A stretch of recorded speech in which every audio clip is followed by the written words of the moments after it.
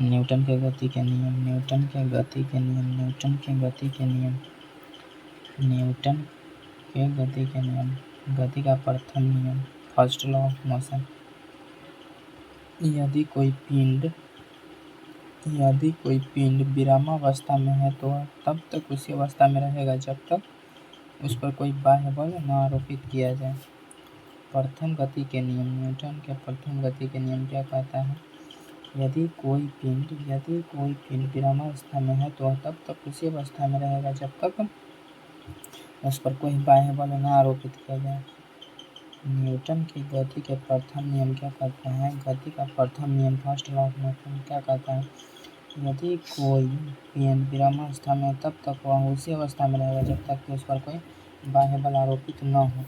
जैसे उदाहरण है, चलती गाड़ी के रुकने पर उसमें बैठे यात्री का आगे के झुकना, पेड़ से फल टूटकर नीचे गिरना, कपड़े को डंडे से पीटने पर धूलकणों का अलग होना, ये सब जब तक इस पर कोई बाहरी बल नहीं आरोपित हो तब तक।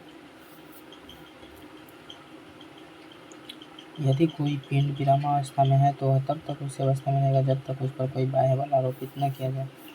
द्वितीय नियम, न्यूटन के द्वितीय, सेकेंड लॉ ऑफ मोशन। किसी वस्तु के संवेग परिवर्तन की दर उस पर लगाए गए बल के समानुपाती होती है तथा संवेग परिवर्तन की दिशा बल के अनुदिश होती है। द्वितीय नियम यानी सेकेंड लॉ ऑफ मोशन।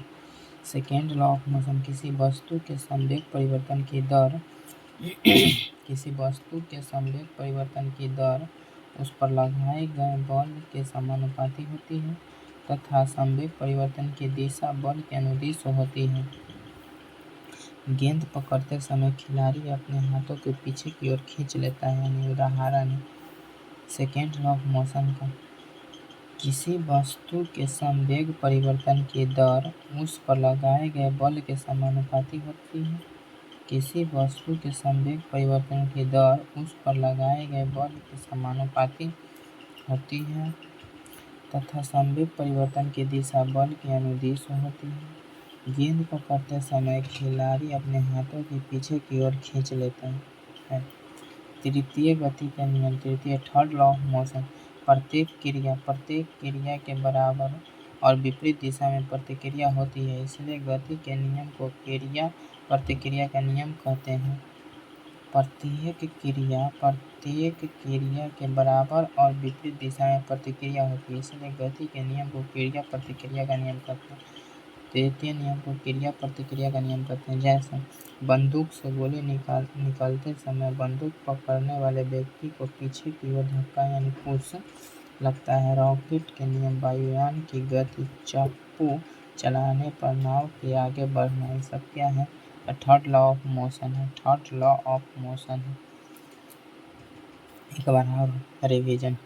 गति के प्रथम नियम, यदि कोई पिंड विरामावस्था में है तो वह तब तक उसी अवस्था में रहेगा जब तक उस पर कोई बाह्य बल आरोपित न हो। जैसे उदाहरण, चलती गाड़ी के रुकने पर बैठे यात्रियों का आगे की ओर झुकना, पेड़ से फल टूटकर नीचे गिरना, कपड़े को डंडे से पीटने पर धूलकणों को अलग होना।